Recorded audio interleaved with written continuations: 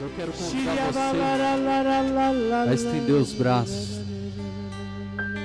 para o Anderson, que vai proclamar a palavra agora, para que você, cheio do Espírito Santo, possa interceder por ele, para que Deus possa usá-lo poderosamente através da unção do Espírito Santo. Que a sua língua seja uma língua de profeta nesse momento, para proclamar, para anunciar a palavra de Deus, para proclamar um ano de graça para nós, para que prodígios e milagres através da pregação possam acontecer, mas que o grande milagre seja a nossa conversão, a conversão do nosso coração.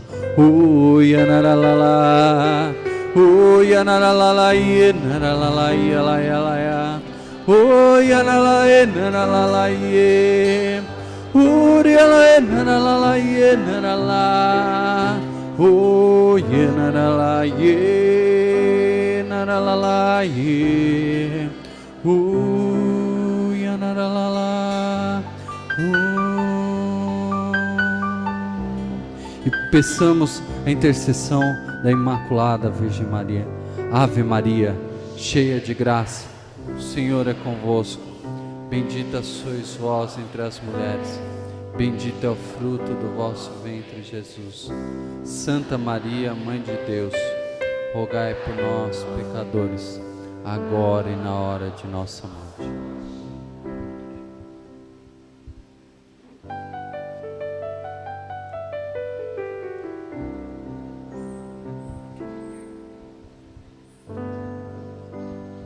Bom dia! Louvado seja o nome de nosso Senhor Jesus Cristo. Mais uma vez damos boas-vindas a cada um de vocês, dizendo que a gratidão do nosso coração a Deus é imensa por tê-los aqui conosco. E do nosso coração esperamos que esses 2 dias sejam dias de imensa graça sobre a vida de vocês. Que o coração de Jesus se abra e que as misericórdias do Senhor venham de encontro à sua vida nesses 2 dias aqui. Amém? E sinta-se feliz, não é todo dia que você tem a graça de participar no encontro com a presença do nosso irmão Noé. Olha aquilo ali, olha. Amém, queridos, pode se aceitar por gentileza. Obrigado, viu, Noé, pela presença. Trabalhou pra caraca na arca, mas tamo aí, né? Nossa, esse Paulo Barbudo ficou muito engraçado, cara. Parece esse profeta antigo. Barbudo e perneta. Gente, que incrível, né? Nós acompanhamos a luta do Paulo e foi um chororô. E agora a gente está até rindo um pouco porque a alegria dele nos contagia. Mas foi muito bonito quando eu subi no quarto ontem para visitá-lo. Eu ainda não tinha visto com a perna cortada. E aí eu cheguei para o Paulo e falei assim: Paulo, é aquele senhor, né? Porque ele comentou que tinha no hospital um senhor que era muito rabugento, mas o cara era complicado demais. Brigava com o médico, brigava com a enfermeira e brigava com o familiar. E foi muito difícil até ele aceitar que ele tinha que cortar a perna. E eu falei assim: mas ele cortou a perna? Ele falou: cortou tudo, cortou aqui. Eu falei: mas a sua não foi necessária, né? Sobrou o joelho. Aí ele falou assim: ainda bem que sobrou o joelho, porque eu quero colocar muito esses 2 joelhos para adorar o meu Senhor Jesus sacramentado ainda. Glória a Deus, profeta! Glória a Deus! Vai ajoelhar muito ainda, irmão! Para quem não me conhece, eu me chamo Anderson Luiz dos Seis, tenho 33 anos, sirvo no Ministério da Pregação há 12 anos, estou fresquinho no sacramento do matrimônio, acabei de casar dia 17, olha a minha cara de feliz, ó. Agora estamos tranquilos, irmão. É uma alegria estar aqui com vocês. Tomem comigo, por favor, a palavra de Deus, no livro do Salmo, no capítulo 117 e no versículo 1. Salmo capítulo 117, versículo 1. Eu queria também saudar os nossos amigos que nos acompanham pela internet. É uma alegria poder invadir a sua casa com a sua licença. E aproveito para te pedir algo. Se você compartilhar esta pregação, com certeza você estará abençoando alguma vida que está postando alguma coisa e vai ver. Quem colabora na evangelização tem os mesmos méritos do evangelizador. Então, se você puder compartilhar, não esqueça daquilo que eu sempre digo: quem compartilha, evangeliza. É isso aí ou não é, galera? Então aí, ó, vamos lá compartilhar para a palavra do Senhor chegar aos corações. Quem achou o Salmo 117, 1, diga amém. E assim diz o texto: louvai o Senhor porque Ele é bom, porque eterna é a sua misericórdia, Diga à casa de Israel: eterna é a sua misericórdia. Estas são para nós as palavras do Senhor. Vamos aplaudir com alegria e gratidão essa belíssima palavra.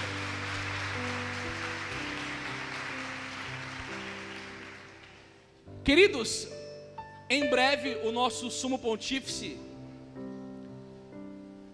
o Santo Padre, o Papa Francisco, irá nos proclamar o ano da misericórdia. Vocês estão sabendo disso, sim ou não? Sim.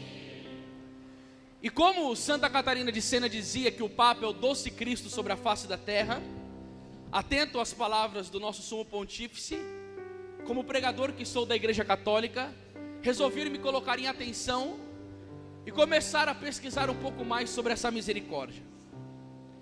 Eu confesso a você que eu fui um pregador que durante muitos anos, infelizmente, eu tive dificuldades com a pregação da misericórdia. Eu fui mais para o lado da justiça e da severidade. Talvez algumas coisas que eu li, alguns pregadores que tiveram influência na minha vida, também foram desta maneira. E eu falei, já que o Papa falou do ano da misericórdia, eu quero conhecer um pouco mais. Em oração eu perguntei-me, como que eu vou perscrutar um pouco mais essa misericórdia e ter uma compreensão mais acentuada da mesma? E veio para mim em oração que a misericórdia é revelada de maneira linda na pessoa de Jesus. E para que eu conheça melhor a pessoa de Jesus, Ele mesmo dá uma resposta. João capítulo 5, versículo 39, ele vai dizer assim, ó: as Escrituras dão testemunho de mim. E uma passagem que eu iniciei muito bela nos meus estudos foi o Evangelho de São Lucas, quando ele trata da conversão de Levi. Eu não sei se você já acompanhou esta leitura. O Senhor Jesus está passando, vê Levi sentado como cobrador de impostos e diz a ele: vem e segue-me.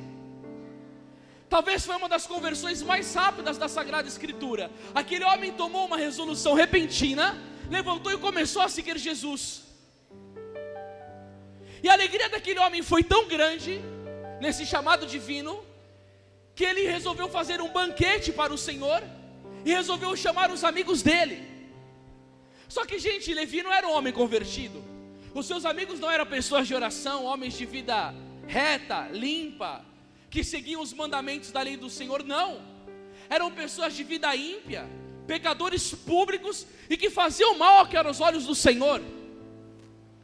Mas você imagina a alegria do coração dele, de ter conhecido Jesus, de ter recebido esse chamado, e ao mesmo tempo confrontar com a misericórdia, e o desejo latente no coração dele, que os amigos que ele conhecia, fizessem essa experiência de conhecer o homem que tinha mudado a existência da vida dele, e transformado o seu coração. O que eu vou fazer? Eu vou fazer um banquete, porque um banquete ninguém nega. E aí Jesus entra, está aquela turba de pecadores. Diz a palavra de Deus que os fariseus estão do lado de fora da casa, e que era um costume, toda festa que tinha naquela época, as pessoas poderiam entrar na residência, comer daquilo que estava servindo, sem serem convidadas ou sem pedir licença. Só que esses fariseus, eles tinham um coração tão endurecidos, eles eram tão vaidosos e tão orgulhosos, que o estudo bíblico que eu fiz diz que eles nem quiseram entrar na festa onde estava Jesus, por causa dos pecadores que estavam do lado do Senhor. E eles começaram a falar do lado de fora da casa: como esse Jesus pode estar andando com pessoas de má vida, comendo junto com esses pecadores, com esses publicanos? E Jesus, escutando a voz deles, dá uma resposta lá de dentro da casa: não são os sãos que precisam de médico, são os doentes.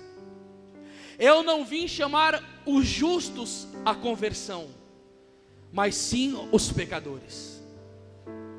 Palavras santas da boca do seu Salvador, que ao longo dos séculos até a sua segunda vinda, darão esperança aos pecadores mais empedernidos, e às pessoas que tiveram uma queda, a esperança de erguer-se novamente.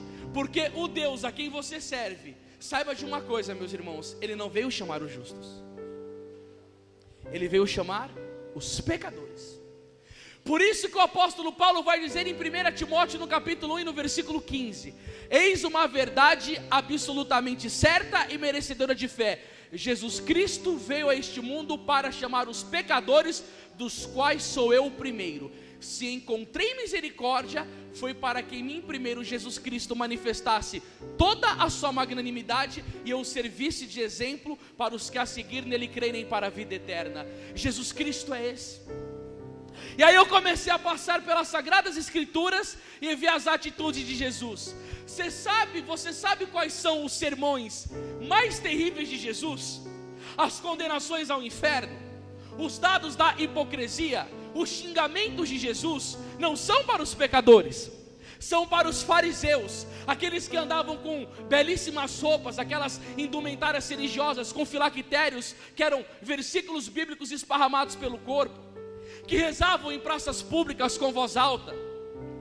Eles não rezavam a Deus, como dizia o Padre Léo, eles faziam uma oração de si: eu pago o dízimo da hortelã, eu rezo tantas horas por dia, eu cumpro os mandamentos. Como Jesus Cristo tinha ojeriza desses que se gabavam.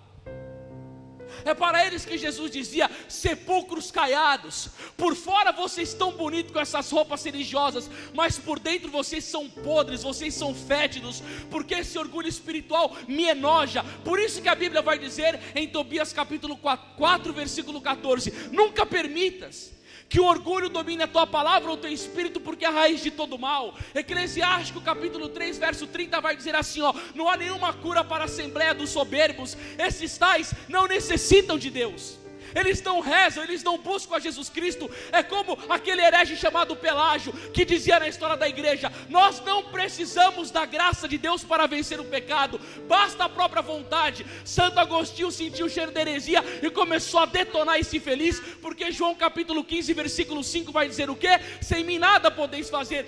Todos precisamos das graças, tanto os fracos como os mais fortes. E aí você começa a ver Jesus no Evangelho. Que bonita que é a história de Zaqueu.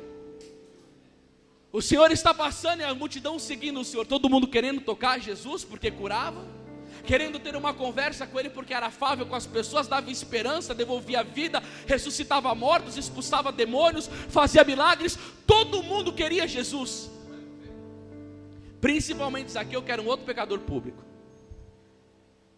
E ele escuta dizer que Jesus estaria passando por ali.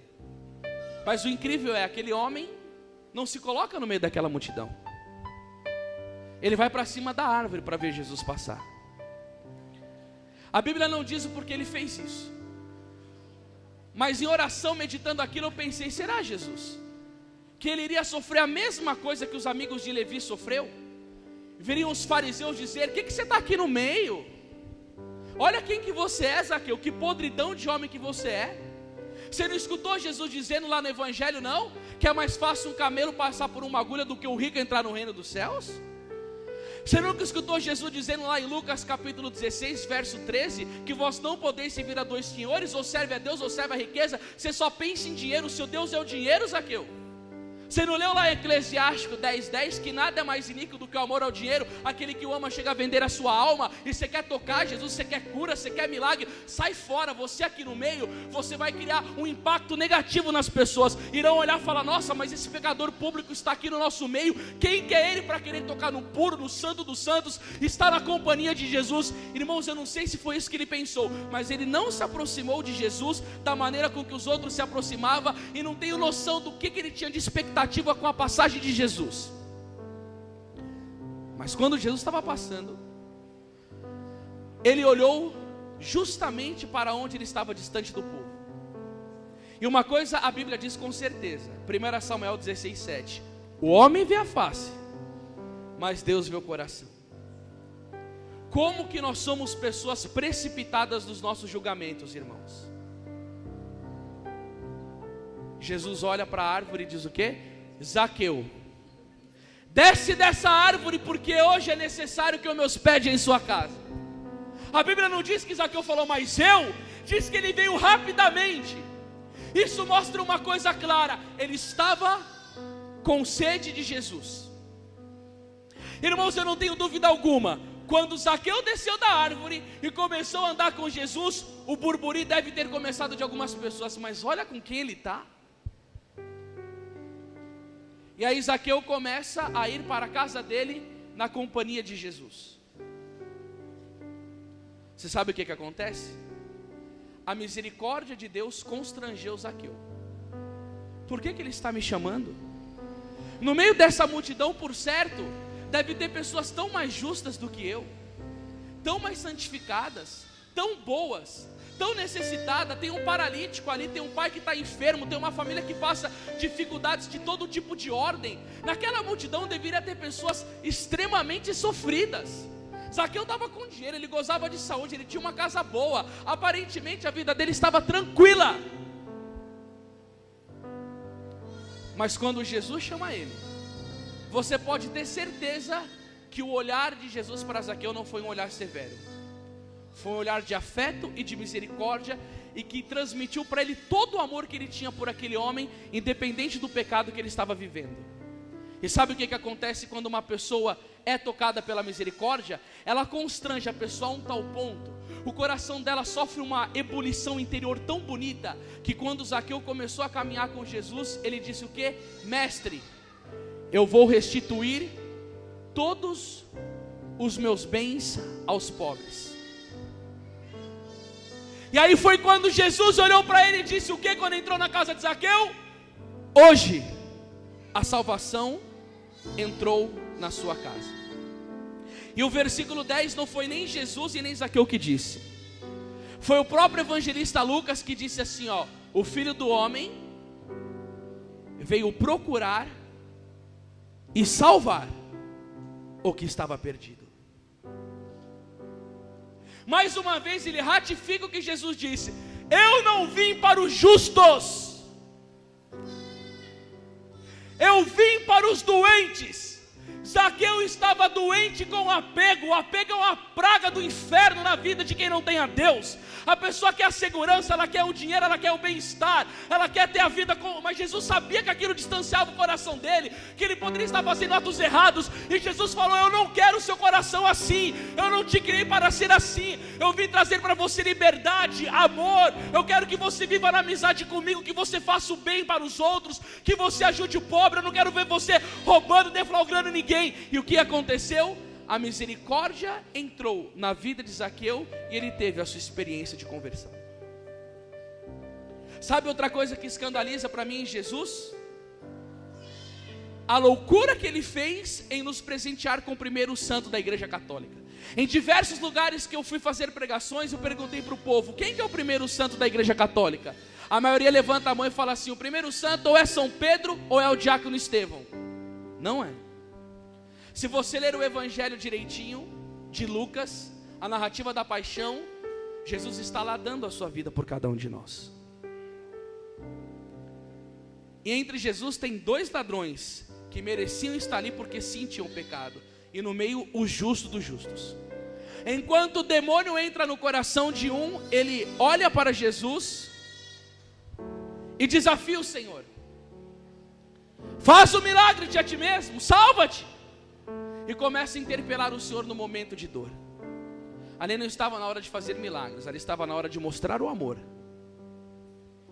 E o outro diz, Santo Afonso Maria de Ligório, que quando Nossa Senhora estava aos pés da cruz, ela viu uma brecha no coração daquele homem e começou a interceder por ele ao pé da cruz, pedindo a salvação da alma dele para Jesus. O Espírito Santo entra no coração daquele homem, e as palavras belas são ditas da boca daquele ladrão, que é chamado do bom ladrão: mestre, quando estiveres no paraíso, lembra-te de mim. Jesus olha para aquele homem e arranca aquela virtude teologal tão bonita que nós temos dentro de nós, chamada esperança. Eu não vou me lembrar de você no paraíso, eu não vou estar intercedendo por ti. Ainda hoje estarás comigo no paraíso.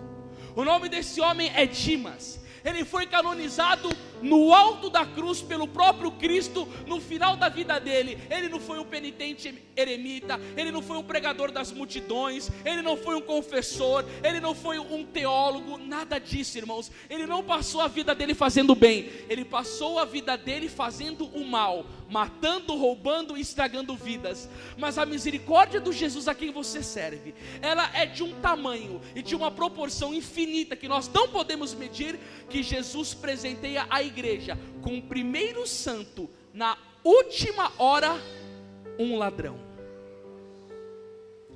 O primeiro santo da sua igreja é um bandido, safado, assassino, que destruía a vida das pessoas, mas que ele teve um encontro com Jesus, ele amou profundamente o Senhor, e Jesus está dizendo: eu não coloquei como primeiro santo da minha igreja um Padre Pio, que já nasceu santificado, um São Luís Gonzaga, ou um São Domingo de Gusmão, que pulava do berço e dormia no chão quando criança para fazer penitência, ou uma Santa Teresinha do Menino Jesus, que quando sonhava que tinha comido o maior pedaço de uma torta de limão, chorava porque achava que tinha um grande pecado.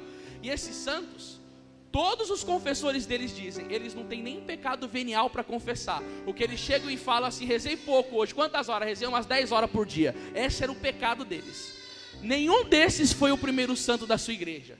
O primeiro santo da sua igreja foi um ladrão, para que você recobre a esperança que você nunca está afastado da santidade, que a misericórdia do Senhor também pode te colocar nesses altares, porque a graça que estava sobre a vida dele também está sobre a sua vida.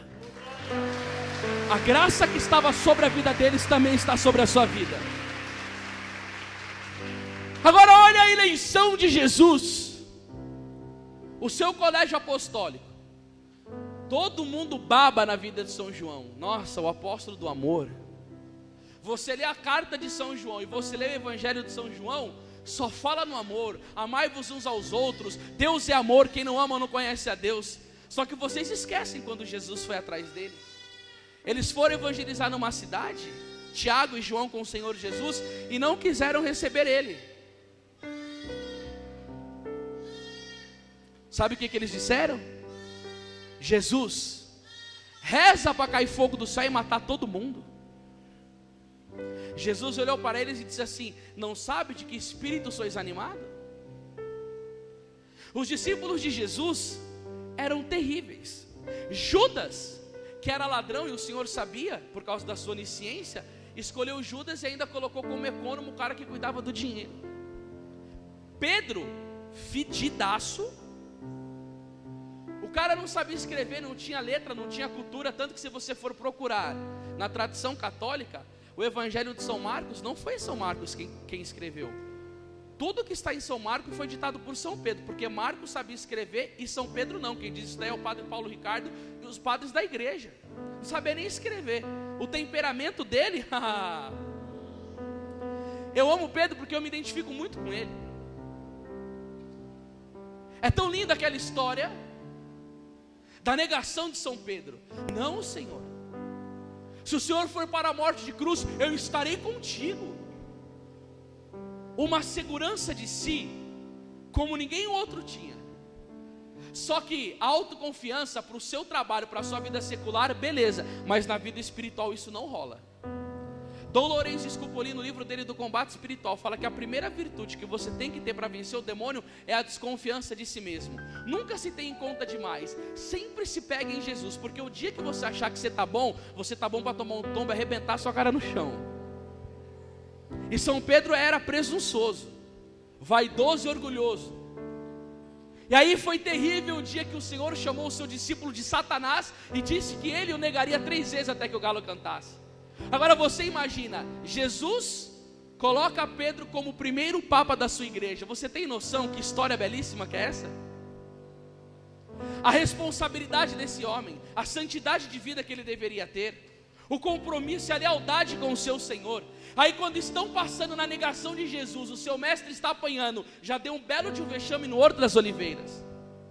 Na hora da transfiguração, Pedro egoísta pra caramba, chega e diz assim: Senhor Jesus, está tão bom aqui, vamos fazer uma tenda. Ele viu o Senhor transfigurar. Você tem noção do que é ver a glória de Deus como ele viu? ainda aparece dois personagens do Antigo Testamento, Moisés e Elias. Ali ele queria ficar. Vamos armar uma tenda. Aí chega na hora da dor do seu Senhor. Aquele homem está suando sangue pela salvação da humanidade, e Jesus pede 1 hora de oração. Pedro dorme. Quando chega para pregar o Senhor, ele nega o Senhor. Aí ele está diante do povo, as pessoas reconheceram a linguagem dele como Galileu. Quando ele falou, está um seguidor de Jesus, você não o conheço. Mais uma vez, está ali um seguidor do Senhor, você conhece Jesus? Não conheço. Mas uma terceira vez, nem sei quem é esse homem. O que você faria? Se você é coordenador de grupo de oração, coordenador de algum grupo, tem uma negativa tão forte de uma pessoa dessa, de uma comunidade religiosa. Imagina, tem um monge lá numa comunidade religiosa, todo santo dentro do mosteiro. Aí o cara sai com roupa de clérigo na rua. Você que é o monge lá? Eu não, que monge, nem conheço a igreja católica. Que mané rezar, eu sou um cidadão civil normal. Que mosteiro nada, que sou do grupo de oração. O cara tá lá no grupo cantando bonitinho, aí tá lá na balada pegando um monte de mulherada, enfiando a tampa de cachaça. Ou você não é do grupo lá? Não, que da igreja, eu tô livre. Aí você fica sabendo de uma notícia dessa, o que você faria?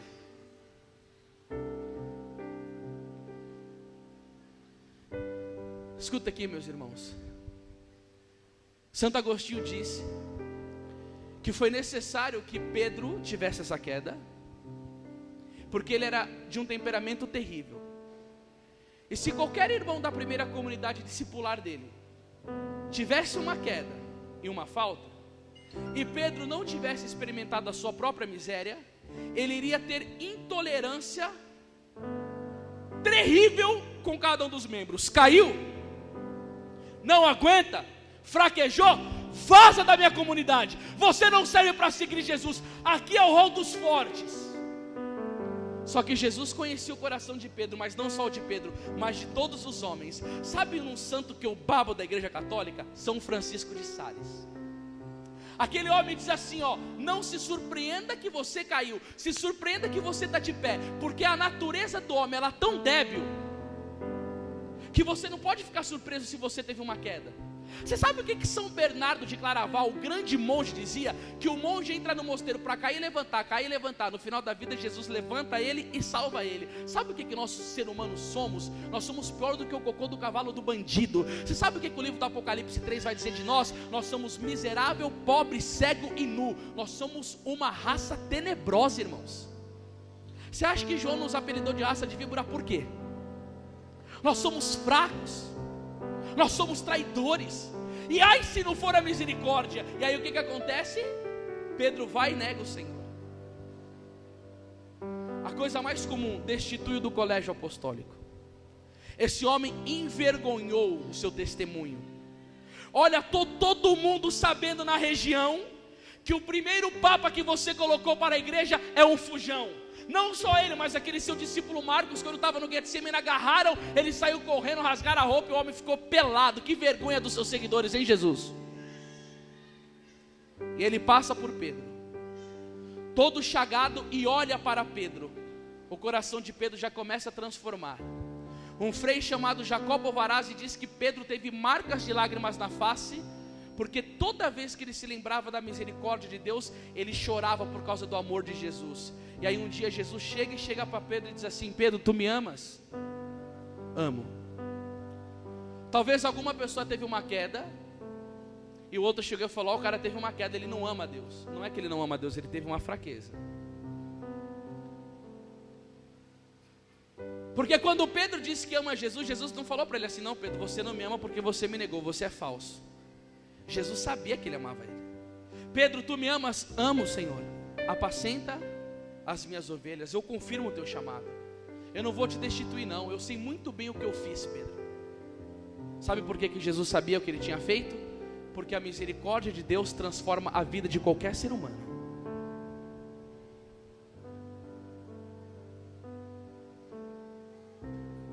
Quando Jesus Cristo estava no Getsemane, Malco veio prender o Senhor. Pedro, irado, pega a sua faca que estava na bainha e decepa a orelha de Malco. Já tinha escutado sobre o amor, Jesus já tinha falado para Pedro: vai acontecer a minha paixão, eu preciso comer esta Páscoa convosco, eu preciso derramar o meu sangue. Aquilo que está no Evangelho nós lemos. Aí você não tem noção, e eu também não tenho noção, das conversas que Jesus teve com Pedro, que não está escrito no Evangelho. Ele falando da morte dele, que teria que dar vida, e Pedro sabia daquilo. O que ele faz? Impetuosamente vai e arranca a orelha do cara. Jesus repreende a Pedro, coloca a mão na orelha de Malco e mais uma vez dá uma bronca. Agora, pergunte-se a si mesmo: o objeto que Pedro cortou a orelha de Malco era a espada que estava na cinta dele. Jesus via ela todos os dias. E por que Jesus não tirou a espada de Pedro aqui da cinta? Porque Jesus não estava interessado em tirar ela da cinta se não tirasse antes do coração. Só que mesmo o Senhor andando com ele, ele teve paciência e misericórdia. Jesus sabe que cada coração é de uma maneira, e ele esperou em Pedro, ele teve paciência com Pedro, ele teve misericórdia, e a misericórdia sustentou aquele homem, tanto que depois de tanto ele ter errado, e Jesus diz: a quem muito se amou, muito se perdoou. Quando aquele homem recebeu o batismo no Espírito dele, e que foi anunciar, toda a coragem dele foi extinguida, que ele tomou, toda a covardia foi extinguida, ele retomou uma coragem belíssima para anunciar o Senhor crucificado. Era um taumaturgo, recebeu o dom da cura de Jesus, curava pela sombra, expulsava demônio, fazia um rebuliço, e no final da vida dele, quando ele está para morrer, ele lembrou que a misericórdia do Senhor foi tão generosa com ele, que quando foram prender Pedro na cruz, ele disse: eu não sou digno de morrer como meu Senhor. Ele pede para ser crucificado de cabeça para baixo, e a última coisa que ele lembra é o olhar misericordioso de Jesus perdoando ele. A misericórdia converte, e a misericórdia salva, irmãos. Vê Jesus com as mulheres na Bíblia. Olha o tipo de mulher que Jesus chama para estar junto dele. É incrível. A samaritana. Jesus chega e está no poço de Jacó, meio-dia, cansado, fatigado. Lá vem aquela mulher pregar água. Dá-me de beber água. Quem que és tu, um judeu, vim me pedir de beber água? Eles tinham rinchas. Ai, se tu souberes quem eu sou, tu mesmo me pedirias de água, e a água que eu te daria, você não tornaria mais a ter sede. E aí o Senhor começa o diálogo com ela, e logo revela a vida de impureza da mulher. Você já teve 4 homens, e esse que você tem não é teu. Nossa, que mulher sirigai tem, arrebentou na região. Aquela não era uma pregadora, aquela era uma pegadora. Por onde ela passava, ela pegava um caboclo. A mulher tinha a impureza dentro dela. O que Jesus chegou para ela e falou: sua pombagira maldita, ou sua prostituída. Ele foi ter com ela, só que quando ela sentiu a misericórdia, ela ficou constrangida.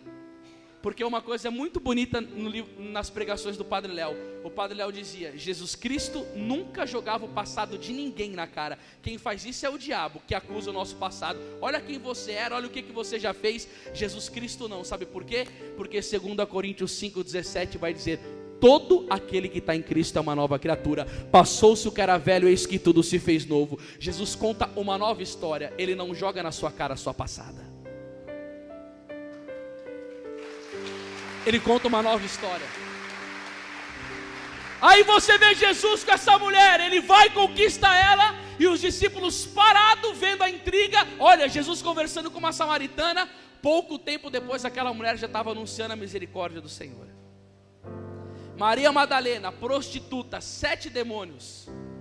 Jesus expulsa os 7 demônios daquela mulher, coloca sobre ela os 7 dons do Espírito Santo. É a primeira quem vê o Senhor após a ressurreição. E depois da morte de Jesus, ela resolve morar dentro de uma gruta. Ela ficou buscando o seu Senhor até o seu último dia de vida. Porque 2 Coríntios 5,14 vai dizer assim, ó: o amor de Cristo nos constrange. O que você diz da pecadora, João capítulo 8? Quando o Senhor está vindo andando e tem uma mulher derrubada no chão, porque ela tinha sido pega em adultério. Aí os doutores da lei mais uma vez chega e tranca Jesus e chama ele de mestre. Ô hipocrisia maldita, mestre! A lei manda que toda mulher que é pega em adultério deve ser apedrejada. Aí Jesus Cristo leu a consciência de cada um. Se eles fossem imaculados, se eles estivessem sem pecados, se fossem pessoas exímias, até eles poderiam falar alguma coisa. Mas não, todos tinham culpa no cartório e todos estavam com a consciência mutilada por ter ofendido a Deus. Por isso que quando Jesus Cristo diz: aquele que não tem pecado atira a primeira pedra, as pedras começaram a cair da mão. Porque o pecado de cada um começou a saltar na consciência. Quem sou eu para jogar pedra nessa mulher? Eu posso ter saído com ela, eu posso ter cometido adultério com ela, eu posso ter roubado, eu tenho mágoa, ódio no meu coração, eu falto de domingo, não sei o que eu fiz, mas as pedras caíram. Aí você vê, né, o ato de Jesus. O Senhor vai e se abaixa até aquela mulher. Você sabe o que significa isso no Evangelho? É quando a natureza divina abaixa até a natureza humana. E aí aquela mulher vê o olhar misericordioso de Jesus. Queridos, esse olhar de Jesus, ele é fulminante contra o pecado. O Senhor olha para aquela mulher e disse: ninguém te condenou. Não, mestre, ninguém me condenou. Essa não é a missão de Jesus. Se você pegar e ler o Evangelho de São João, no capítulo 13, no verso 16, vai dizer assim, ó: com efeito de tal modo Deus amou o mundo, que enviou o seu Filho único para todo aquele que nele crê, não pereça, mas tenha vida eterna. Pois Deus não enviou o seu Filho ao mundo para condenar o mundo, mas para que o mundo seja salvo por ele. Jesus veio salvar os pecadores. Ele olha para aquela mulher: ninguém te condenou. Não, mestre, ninguém me condenou. Eu também não te condeno. Só que primeiro Jesus Cristo a ama e depois ele dá a lei. Quantas pessoas que entram dentro da igreja e querem viver santidade pela lei e sem fazer uma experiência real com Jesus? Isso não dura. Sabe por quê? Porque João capítulo 14, versículo 15 vai dizer assim, meus amigos: se me amais, guardareis os meus mandamentos. Não tem por que você querer guardar o mandamento se você não tem amor profundo por Jesus. Porque o não querer pecar é o não querer ofender a Deus. E seguir a lei pela lei, por punição ou por medo do inferno, isso uma hora acaba. Mas se eu resolvo não cometer mais adultério, porque eu amo a Jesus e a palavra dele me manda fazer isso, se eu resolvo não mais magoar o meu irmão, se eu resolvo não ter mais ressentimento, se eu resolvo não cometer mais atos de impureza, se eu resolvo não roubar mais no meu trabalho, se eu resolvo não ser o mais caluniador, por que eu estou fazendo isso? É porque eu quero ter destaque na sociedade? Você não aguenta até o final. É porque eu quero aparentar a virtude para o meu próximo? Não dá até o final. Mas se o fundamento da nossa santificação for o amor a Jesus, você pode ter certeza que isso você consegue. Porque Santo Tomás de Aquino vai dizer: quanto mais você se aproxima das coisas do alto, mais você se afasta das coisas da terra. E é esse amor a Deus que te leva a buscar as coisas do alto, que vai te desprendendo do pecado. E é isso que tem que acontecer na nossa vida. Eu tenho um encontro com a misericórdia de Deus. Primeiro ele vem e me resgata, ele me ama profundamente, e aí depois ele fala: ninguém te condenou. Aí você fala: não, Senhor. Ele fala: vai e não tornes a pecar, mas primeiro faça uma experiência genuína comigo. Primeiro me conheça, primeiro beba do meu sangue, vai para o meu calvário, experimenta das minhas chagas, venha rezar comigo, conheça da minha palavra. E quando você me conhecer, você não vai querer me ofender, porque eu não mereço o seu pecado, mas eu mereço o seu amor. Aí as pessoas começam a trilhar uma vida de conversão. Mas se for pela lei, não aguenta.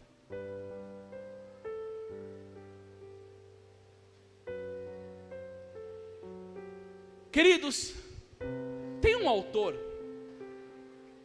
inglês, britânico, Chesterton. Ele é meio complicado de ler, é muito intelectual, mas tem umas coisas que eu li dele, é muito boa.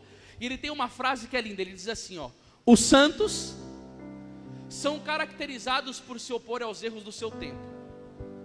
Cada tempo tem um erro e vem um santo e começa a bater de contra. E teve uma santa que Jesus levantou que, se você começar a pesquisar na história da igreja, tem muitos santos, mas tem uns que tem mais destaque. Por exemplo, São Francisco é muito conhecido, Santa Teresinha, Santo Expedito, Santo Antônio, mas tem uns, ó, São Godofrênio, Santo Estanilau Cóstica. Se eu começar a falar os nomes de santos, você vai falar, nossa, isso daqui é de comer? É uns caras que estão meio que no anonimato, mas tem uns que estão bem assim conhecidos. E uma dessas santas que ficou muito conhecida é Santa Faustina Kowalska. Quem já escutou falar de Santa Faustina aqui, levanta a mão. Ó, muitos conhecem ela. E ela foi chamada por Jesus da secretária da misericórdia. E tem uma fala que Jesus diz a ela que eu vou falar para vocês, hein? Que coisa potente. A primeira vez que eu li isso, eu estava numa missão em Cabo Frio, no Rio de Janeiro. Eu estava lendo o livro e Jesus disse assim a Santa Faustina: Faustina, diga aos pecadores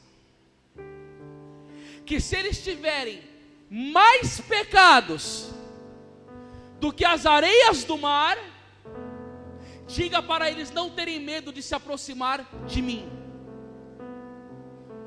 Porque todos os pecados que esses homens cometem é como uma gota no oceano da minha misericórdia.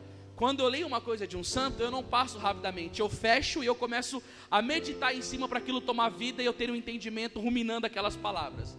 Eu fui para a praia, eu estava com meu amigo e cheguei, Rafael, vamos para a praia. Quando eu cheguei lá na praia, Paulo, eu fui, catei um punhado de areia na minha mão. Eu falei, eu não consigo contar os grãos de areia que estão aqui na minha mão. Desperdicei aquela areia no chão da praia. E os grãos de areia que ficaram grudados na minha mão, eu também não conseguia contar. Eu comecei a olhar a imensidão de areia que estava na minha frente. E eu comecei a imaginar as areias do oceano do mundo inteiro, onde tivesse areia, Jesus dizendo, por mais que eles tenham mais pecados do que essas areias do mar, que eles não tenham medo de se aproximar de mim. Por que Jesus Cristo vai dizer isso a Santa Faustina recentemente aqui perto de nós? Jesus não vai gastar palavra. E ele ainda diz que o diário dela iria tirar muitas almas da mão de Satanás. E por que Jesus fala de um medo que o pecador tem dele, de Deus? Você quer ver? Eu vou te fazer uma pergunta aqui. Na Santíssima Trindade nós temos Deus Pai, Deus e Deus. Então vamos repetir comigo, Trindade: Deus, Deus e Deus. Se eu fazer essas perguntas para vocês vão ser verdadeiros comigo, sim ou não? Tá bom.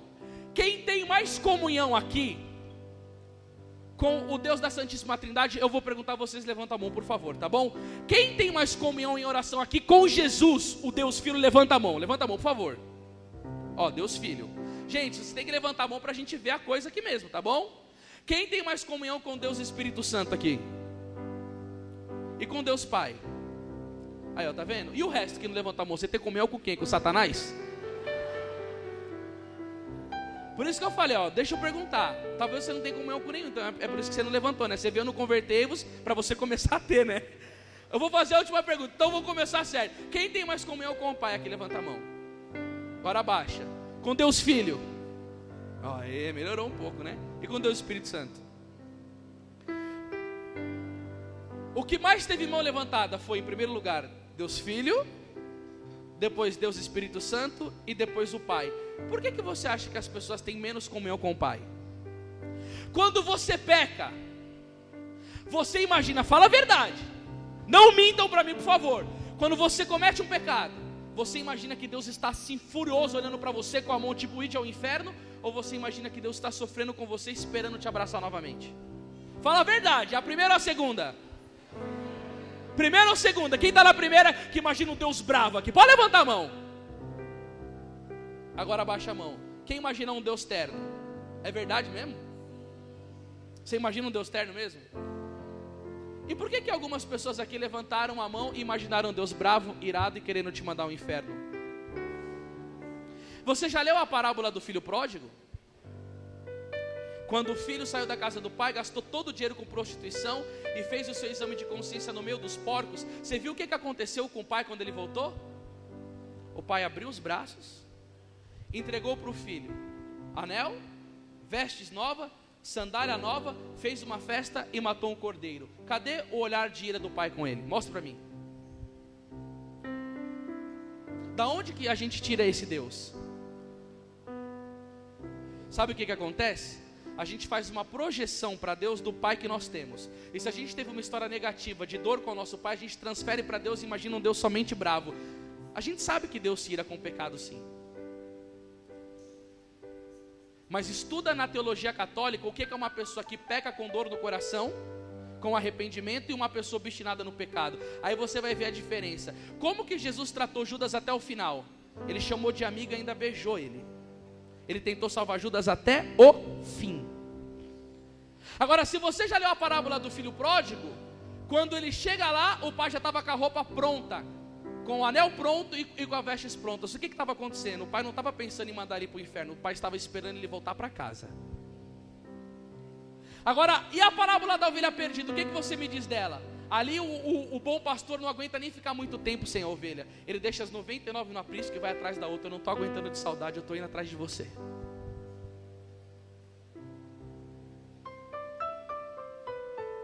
Só que aí eu tenho algo para dizer para vocês, meu irmão.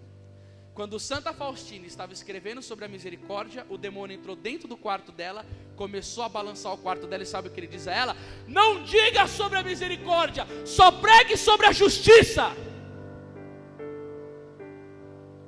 Sabe por quê? Se você ler o Evangelho de João, no capítulo 16, quando é falado sobre o Espírito Santo, ele vai falar que no versículo 8, o Espírito Santo convencerá o homem a respeito do pecado, da justiça e do juízo. O que o Espírito Santo faz? Ele vem sobre você, ele joga uma luz sobre um determinado pecado que você fez, e aí você chora de contrição e se arrepende. Sim ou não? E no versículo 11, o que Jesus diz? Ele fala sobre o maligno, o diabo.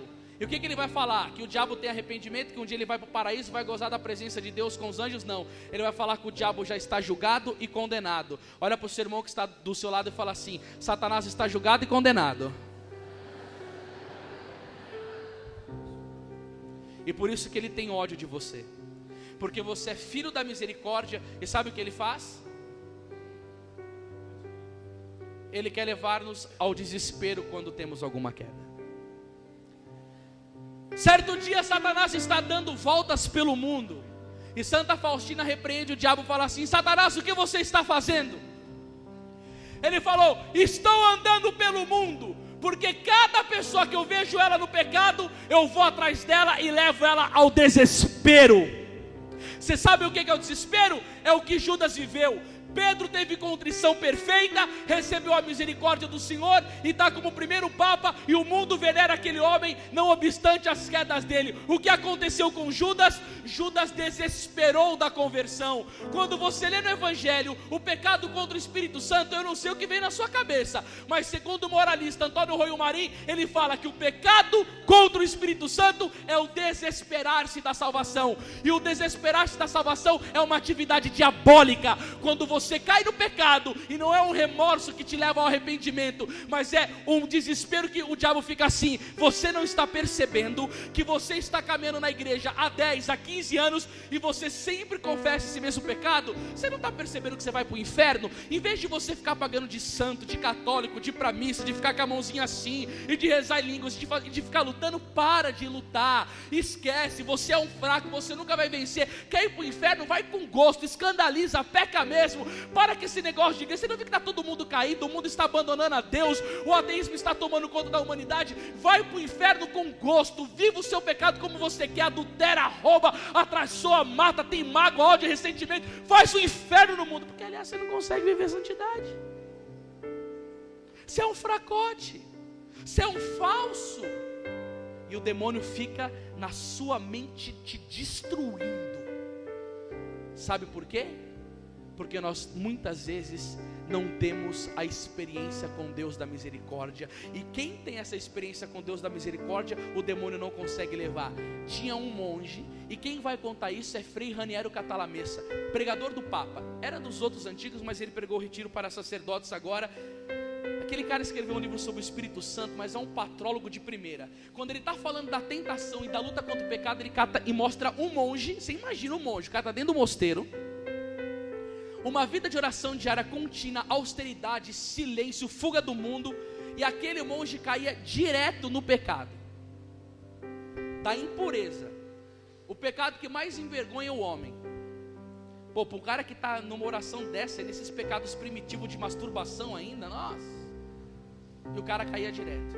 Só que toda vez que ele caía, quando ele caía do pecado, imediatamente ele se levantava e ia buscar Deus. Ele se levantava e ia buscar Deus. Eu não sei se você já estudou na vida espiritual católica, na teologia, tem um pecado chamado escrúpulo pouco. Vocês já estudaram falar isso ou não? Gente, você sabe o que é o escrúpulo pouco? Eu vou ensinar para vocês. A pessoa cai no pecado, ela pensa assim: até eu me confessar, eu vou me lambuzar. Já que eu pequei, agora eu vou detonar. Isso daí é uma tentação tremenda, porque imagina, você está numa guerra, aí o seu inimigo te dá um tiro no braço, aí você vai falar assim: já que eu tomei um tiro, me pega toda agora. Aí você faz, não é, né? Você vai fugir. Aí o que a gente tem a tendência a fazer? Meu Deus do céu, agora que eu já caí mesmo, dá aquele desânimo, a alma fica fraca, porque o Espírito Santo voa da alma, porque no pecado mortal ele não habita. Aí o escrúpulo pouco. Não, gente, aquele monge não fazia isso não. Ele caía no pecado, mas ele não amava o pecado. Você sabe que tem uma coisa bonita que Santa Bernadette dizia? O maior mal no mundo não é o pecado. Ela falava, é o amor ao pecado. Porque tem gente que cai, mas que detesta e vai contrito para o confessionário. E aí você recebe a virtude da humildade e as graças santificantes. Eu vou te mostrar o que Santo Tomás de Aquino fala disso. Mas vamos encerrar a história do monge para você ver que coisa linda. Ele caía e o demônio vinha, aí ele ia falar com Deus. Um dia Satanás não aguentando, aquele monge caiu, o demônio veio. Ei, você vai se apresentar diante de Deus desse jeito aí? Você não tem vergonha? O monge olhou para o diabo e falou assim: Satanás, eu jamais cessarei de confiar na misericórdia de Deus. Duas palavras ele usou: confiança e misericórdia. Sabe o que o demônio disse a ele? Eu não mais o tentarei, porque a sua confiança está aumentando os seus méritos e está colocando o inferno em desespero. Depois que ele disse isso, o demônio explodiu e aquele monge nunca mais foi tentado. Agora vamos ver a história. O que o demônio queria fazer com o monge? Tirá-lo do mosteiro, levá-lo ao desespero, fazer com que ele jogasse a toalha. Só que a fraqueza daquele monge não era obstáculo para que ele pudesse amar a Deus.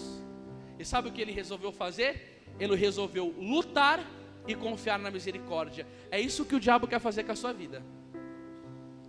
Ele quer fazer você desacreditar da misericórdia. Ele quer fazer você sucumbir sobre o peso das suas próprias faltas. Irmãos, tem um livro chamado Cidade de Deus, de Santo Agostinho. Sabe o que Santo Agostinho disse? Ele falou: eu tenho dó dos cristãos do porvir, porque eu combati o demônio a duras lutas com ele preso, mas eles combaterão o demônio solto. Você sabe que um dia o Papa Leão XIII estava em oração e Satanás se aproximou diante de Deus e pediu 100 anos para ele tentar destruir a igreja, e Deus permitiu. E você sabe que Nossa Senhora em Medjugorje disse que no ano 2000 o diabo foi solto? Eu acredito nessa profecia. E Santo Agostinho, falando do demônio solto, ele diz assim: as conversões serão muito poucas, porque o demônio vai deixar os homens loucos. Dá uma olhada na humanidade e vê depois do ano 2000 o que aconteceu. Você não escutava esse grito do movimento gay como você escuta hoje. Você não escutava essa anarquia, essa coisa de aborto, essa mídia podre, essa apostasia interna dentro da igreja, esse pecado público. O mundo está estragado, os demônios estão soltos de uma tal maneira, as tentações estão tão grandes. Um monge que acorda 3:30 da manhã para rezar e conversava com a gente: eu sinto cada vez mais dificuldade em rezar. Esse cara não sabe o que é banho quente, ele coloca sal na água para não ter sabor da água, penitente, come de joelho, macera as costas. Ele disse assim: está cada dia mais difícil para rezar, o povo que vem aqui está tudo cambaleando. Está um tempo de dor, um tempo de dificuldade, é uma luta espiritual. Satanás vive à espreita, gente, para você rezar, para você ter uma vida em Deus, para você perseverar. O que o inferno faz? E eu vou dizer para vocês: se nós não formos para o Deus da misericórdia, não sei o que será da nossa vida. Porque o Papa João Paulo II dizia que a misericórdia é a última tábua de salvação para a humanidade. Eu digo para vocês uma coisa, meus irmãos: a pregação da misericórdia deixa o diabo desesperado, porque é o que solta as almas da mão dele.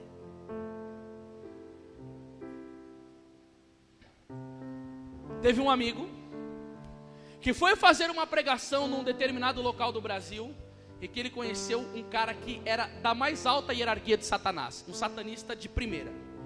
E esse cara está numa luta para se converter, mas o diabo ainda conversa com ele, ele ainda vê o Satanás. É uma luta que esse cara passa tenebrosa. E esse cara estava conversando das empresas de comunicação, empresa de televisão, das coisas que é tudo satanista, contando para ele o esquema do satanismo no mundo, como eles estão fazendo. E aí, quando ele estava conversando, teve um pregador com outro pregador que foi pregar no encontro. E aí, no meio da pregação, 4 pessoas levantaram e foram embora. E esse cara que tinha esse contato com Satanás chegou para o meu amigo e falou assim: sabe por que essas pessoas estão indo embora? O diabo me diz: eu gosto quando esse cara prega, porque ele deixa os outros desesperados. A pregação dele tira a confiança da misericórdia, e os caras se sentem num fardo tão pesado, falar: isso não é para mim. Cara, quando ele me contou aquilo, eu falei: Jesus amado, nós temos que arregaçar sim, mas tem que saber a medida.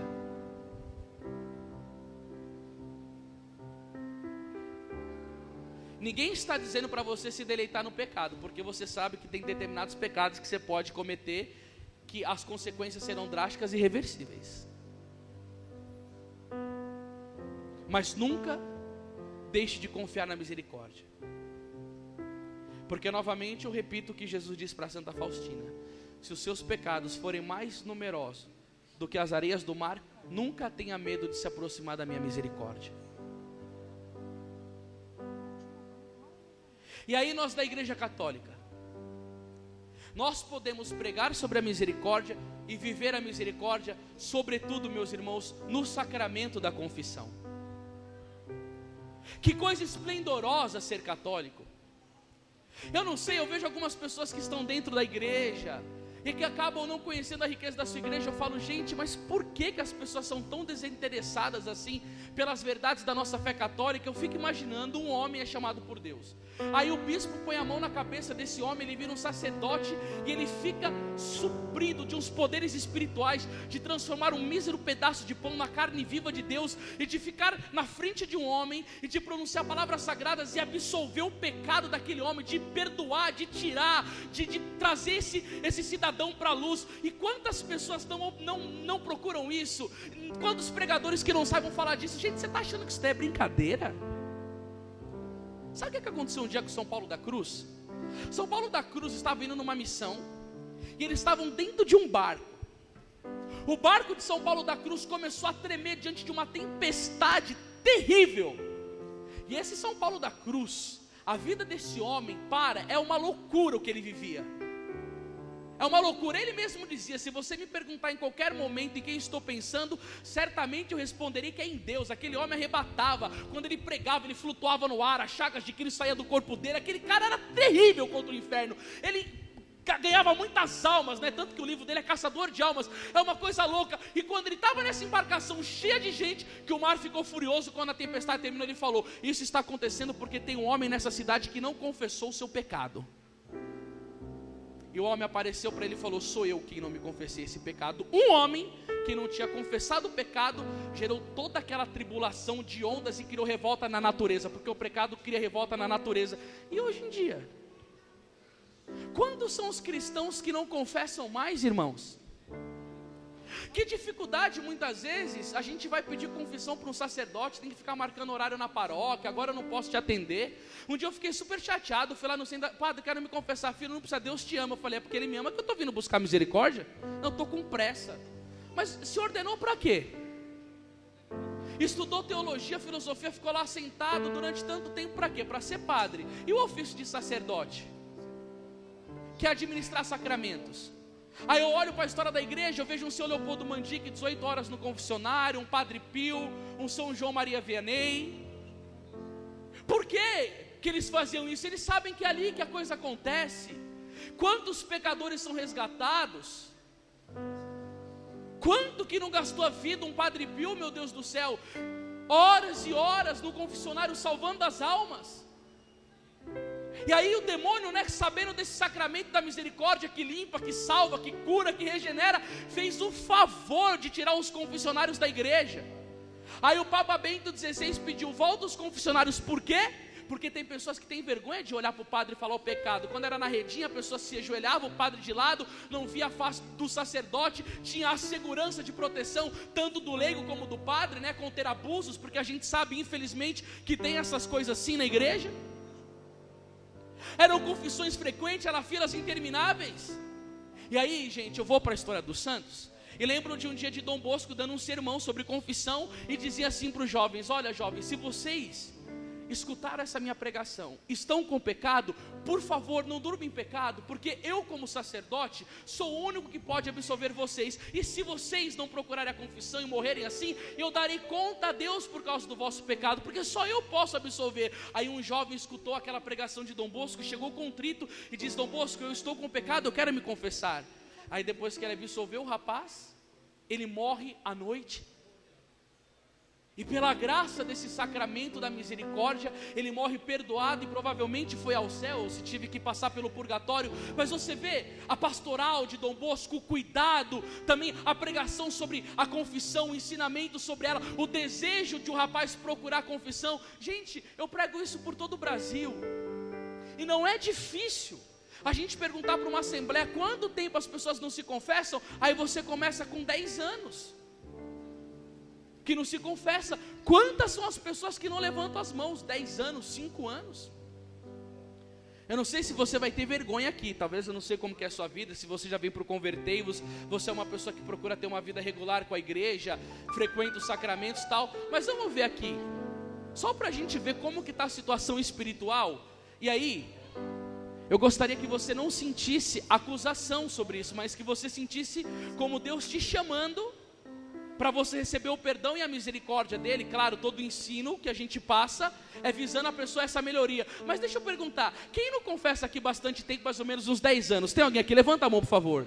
Ó, um só, 2, 10 anos. Tem mais 3 ali, 4. Vai, levanta a mão mais, vamos lá. Levanta a mão, gente, só para a gente ver aqui. Ó, 1, 2, 3, 4, 5, 6, 7, 8. Umas 10 pessoas que não confessam uns 10 anos. Há uns 5 anos, aí levanta a mão quem não se confessa há uns 5 anos. Ó, 1, 2, 3, 4. Se todo mundo ficar assim, ó, com a mãozinha assim, né? Quem quer dinheiro aqui, levanta a mão. Ah, ninguém quer? Ah, mentiroso do caramba.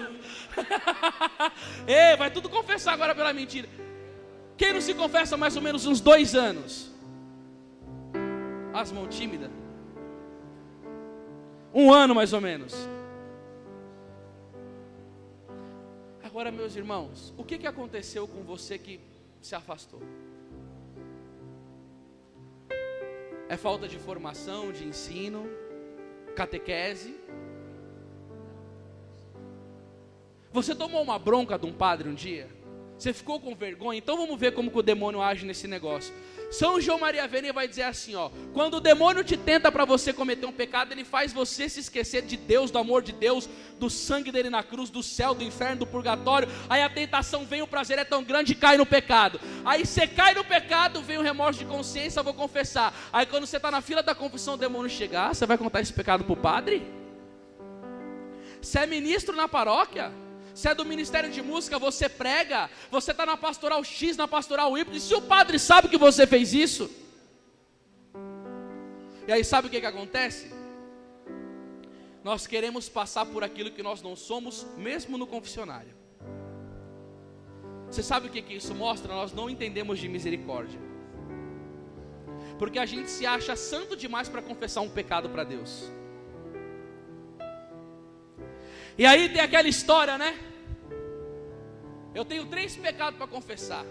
Eu roubei 150 mil no meu serviço, faltei na missa no domingo e tratei mal a minha esposa. Aí eu chego lá para confessar com o padre, quais são os seus pecados? Ah, padre, eu xinguei minha esposa, faltei de domingo na missa. Meu filho, por favor, cuidado, né? A missa dominical é importante. Não xinga sua esposa não, procura ter uma vida sacramental com palavras de amor, de respeito, de carinho e tal. O padre te ajuda na confissão. Aí chega no pecado dos 150 mil que houve um rombo, a pessoa fica com dó. de confessar, porque, nossa, como que o padre vai olhar para mim que eu fiz isso? Aí sabe que nessa hora, irmãos, todo mundo que não estuda vira teólogo. A pessoa pensa assim, inspirada pelo diabo: ah, Deus é onisciente, e eu sei que Ele sonda o meu pensamento. Eu não preciso falar para o padre, eu vou colocar na mente de Deus. Quando o padre absolver, vai estar no pacote tudo junto, eu vou ser livre, não preciso falar. A teologia católica sobre os sacramentos, ela ensina assim, meus irmãos: pecado confessado é pecado perdoado, pecado retido não recebe absolvição. E esse pecado mortal, ele vai aparecer lá no julgamento final. E é aí que o diabo está fazendo a festa, levando diversas almas ao inferno. Por quê? Porque esse pecado não confessado é o demônio mudo do evangelho.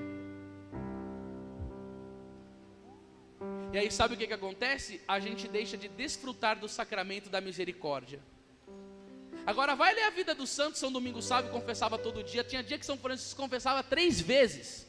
Santa Joana d'Arc se confessava todo dia. Agora, se você fala isso hoje, as pessoas dizem: você está louco confessar todo dia? A igreja fala 1 vez por ano, no mínimo. Você sabe o que o documento do Papa Pio XII, Mediator Dei, diz? Padres, inoculai nos vossos fiéis o desejo da confissão frequente, porque a confissão, ela não só perdoa pecado, mas ela obtém aumento de graça para você não pecar. Você sabia que se um dia você quiser receber a graça santificante na sua alma, e você não tiver com pecado, você pode chegar para o padre e falar assim: padre, quero confessar. O quê? Você pode confessar um pecado passado seu de novo, só para você receber a absolvição? Ah, não sabia disso. É fogo, né? O povo não estuda. O diabo adora os ignorantes, sabe por quê? Porque o Papa Bento XV dizia que a ignorância é a mãe de todos os erros. Aí as pessoas não estudam, acabam não conhecendo a doutrina, e a ignorância deixa as pessoas presas nas armas do demônio. O demônio não quer que você viva a misericórdia, mas eu quero, e por isso eu estou pregando a verdade, para confrontar o inferno e ver você aqui sendo lavado pelo sangue de nosso Senhor Jesus Cristo. Amém? Em nome de Jesus, corra para a misericórdia.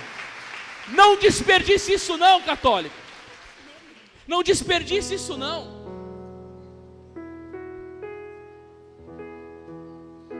Você imagina a fúria do inferno quando você vai confessar?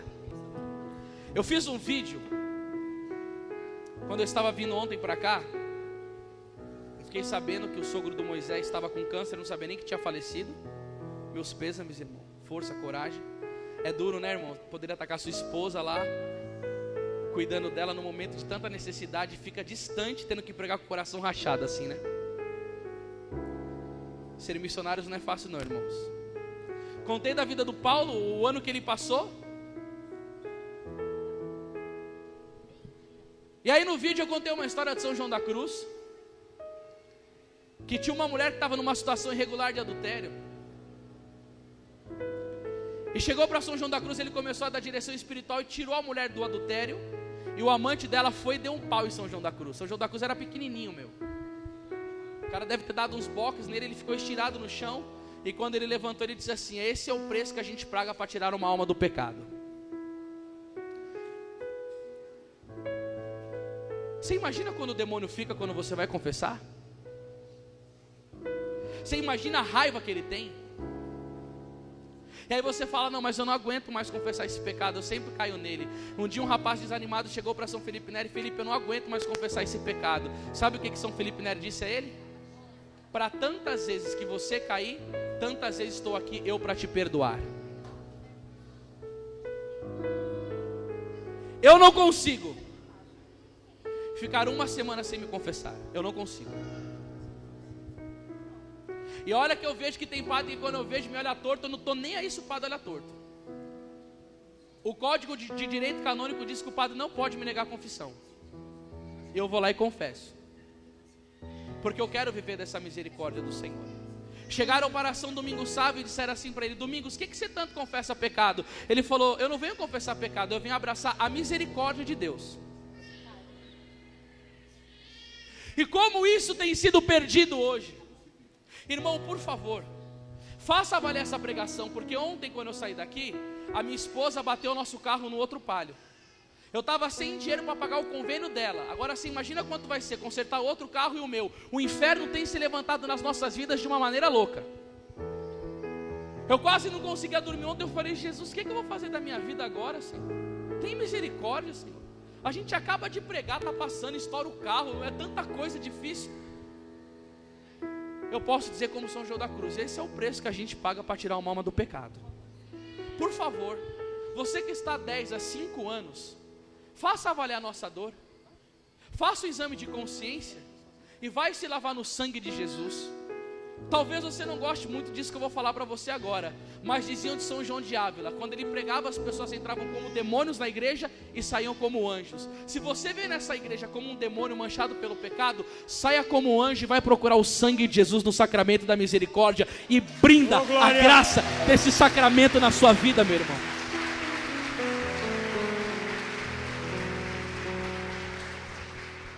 Não desista disso. Nunca desista da misericórdia de Jesus. Nunca deixe as suas quedas te afastar de Deus. Nunca desespere da salvação da sua alma. E para terminar, eu não posso deixar de falar de Nossa Senhora, Mãe da Divina Misericórdia. Numa cidade tinha uma mulher chamada Soror de Catarina, que ela foi expulsa da cidade por causa dos seus pecados públicos. E essa mulher morreu abandonada dentro de uma caverna. E descobriram que essa mulher morreu porque o corpo dela começou a cheirar mal. E aí viram que era ela mesmo. Falou, a mulher, a prostituída, a zicada da cidade morreu. E nessa época tinha uma mulher muito santa, que rezava pelas almas do purgatório, que tinha misericórdia, que buscava a salvação das almas do purgatório, fazia indulgência, celebrava a missa e tal. E quando ela escutou falar dessa mulher, ela nem rezou pela alma da mulher, falou, essa daí está no fogo do inferno. Um dia essa mulher, que morreu na caverna, apareceu para ela em sonho e disse, por que você não reza por mim? Ela falou, onde tu estás? Ela falou, eu estou no purgatório padecendo, e você reza por tantas almas aqui que recebem o seu sufrágio, mas você não intercede por mim. Ela falou, mas jamais eu imaginei que você teria conseguido a salvação. Para mim e para todo mundo da cidade, era certo que você estava no inferno. Como você conseguiu a salvação? Nos últimos dias de minha vida, eu me apeguei à Mãe de Deus. E no tribunal de Cristo, ela me defendeu de Satanás, e pela misericórdia de Maria, eu consegui a salvação da minha alma. É isso aí, meus irmãos. Com Jesus e com Maria, o inferno se arrepia. Vamos para a misericórdia. O céu é nosso. Convertei-vos e vivereis. Aleluia!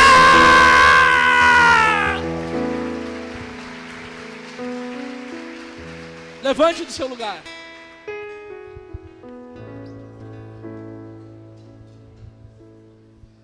O livro de Romanos 10, 17 vai dizer assim, irmãos: logo a fé provém da pregação, e a pregação se exerce em razão da palavra de Deus. Todas as vezes que a gente prega, a fé é aumentada dentro do seu coração e você tem mais força para rezar.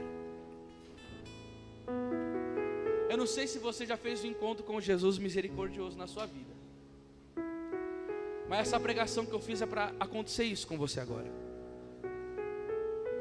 Eu gostaria que o Ministério de Música nos levasse uma música para a gente vivenciar isso. Eu gostaria de dizer sinceramente, para quem quer, está numa necessidade tremenda disso, aquela pessoa que você falou, Anderson, olha, essa pregação ela encaixou no meio do meu coração assim.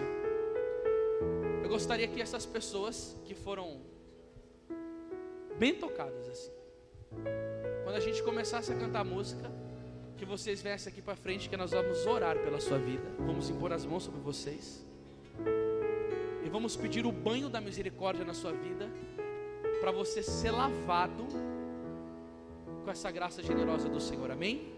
Ministério, vamos lá cantar a música que Deus inspirou para vocês. O que agrada a Deus em minha pequena alma é que eu ame minha pequenez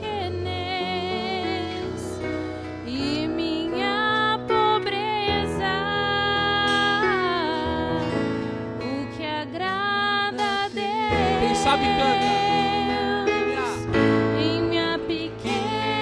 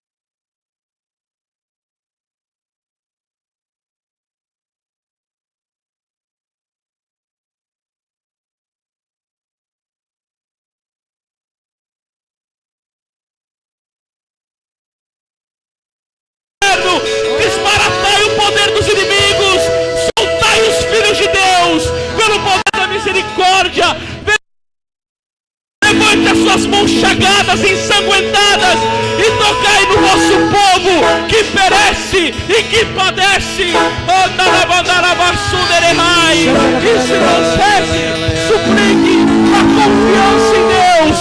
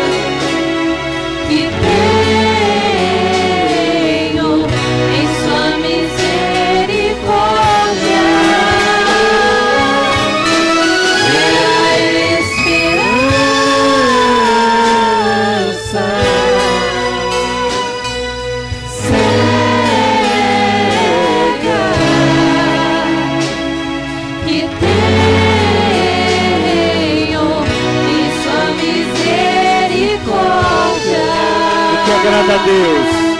O que agrada a Deus, minha pequena alma, é que eu ame minha pequenez e minha pobreza.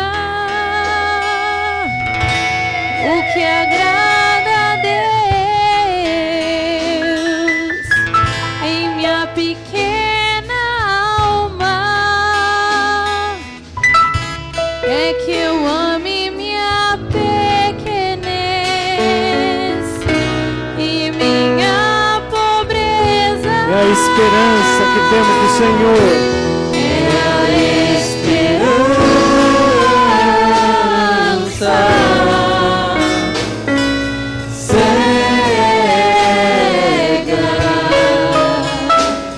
E Tenho em sua misericórdia o seu amor que se derrama por nós. a esperança.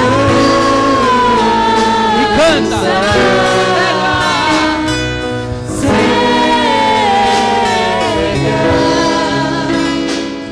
Que tenho em sua misericórdia. E vamos levantar um clamor ao Senhor. Isso, reza no Espírito. Deixa esse lugar aqui ficar tomado por essa oração. Vem Espírito Santo e chancela a sua misericórdia. Ore, ore no Espírito, igreja.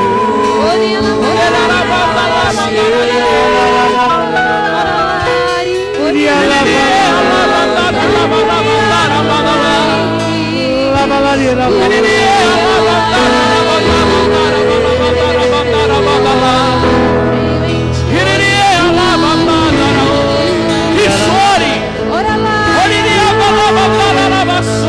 E clame a misericórdia.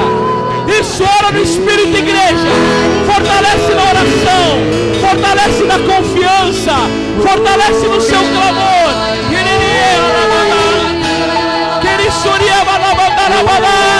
Cadê essa igreja carismática que reza no Espírito? Vem sangue de Jesus, vem Espírito do vivo Deus.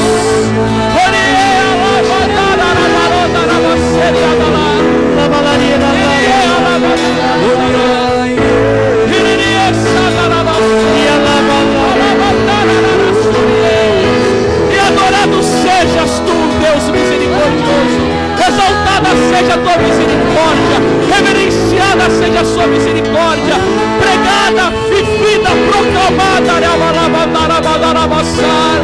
Oh Senhor, Deus das misericórdias, Deus das alturas, nós te amamos, nós te adoramos, nós te agradecemos. O nosso coração é grato pela sua morte, pela sua paixão, pelas suas chagas.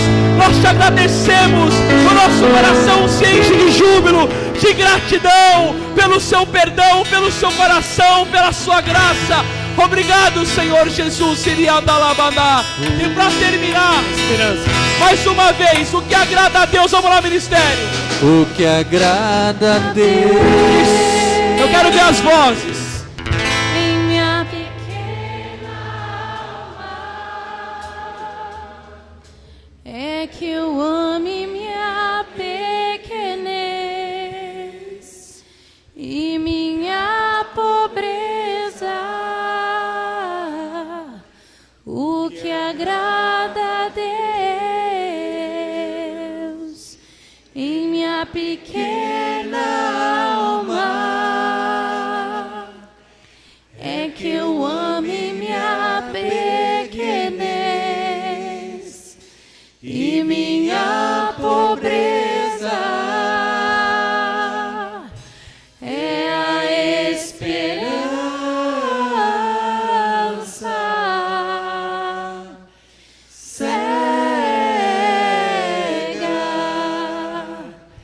que tenho em sua misericórdia.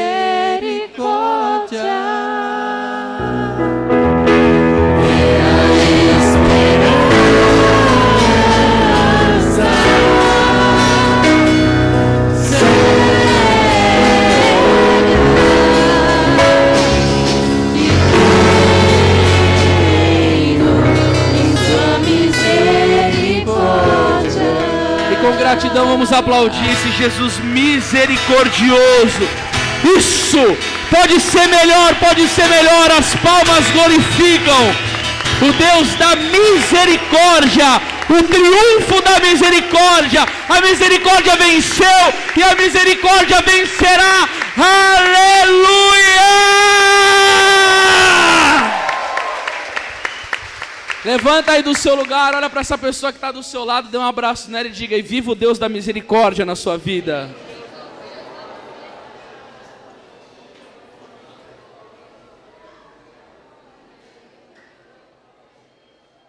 Amém.